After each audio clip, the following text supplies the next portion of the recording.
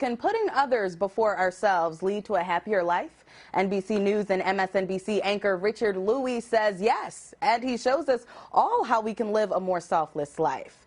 In his brand new book, Enough About Me, The Unexpected Power of Selflessness, out tomorrow, he spoke to our girl Sheila Watko about an experience in his own life that changed everything.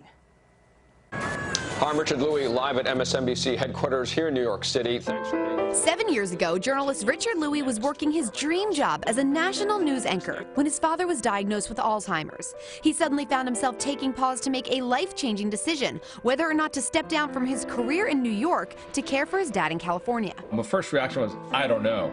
The second reaction was, well, my dad did so many things for me over my lifespan where he just said, I'm going to drop everything. I'm going to go down to the school. I'm going to get you into the right class. I'm going to pay your debt so you can go to college finally.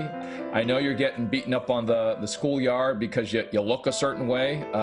I'll get you to a place where you can defend yourself. After the pause, Sheila, I said there's just no way that I wouldn't consider this. He walked into his boss's office prepared to quit his dream job, but found that they had something in common. Instead, she said, well, we'll find a way, Richard, because she said, I'm a long-distance caregiver, too.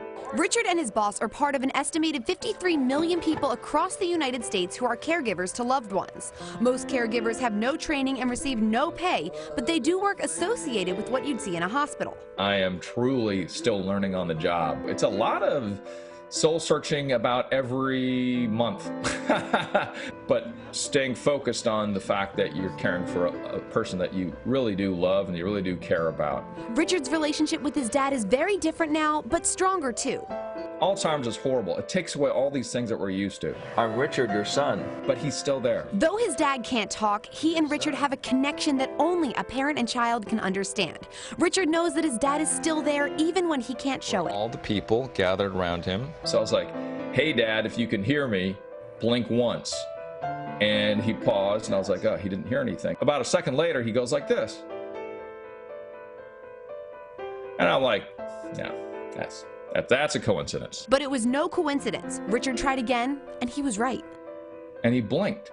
And I was like, the guy is still in there. Richard shares his story in his new book, Enough About Me.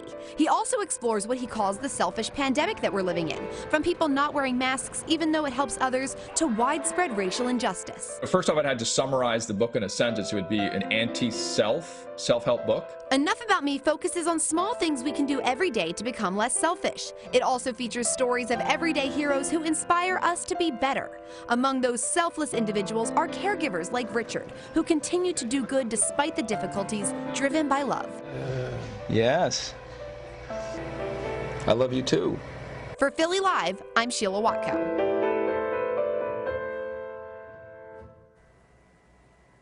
What a great story right there.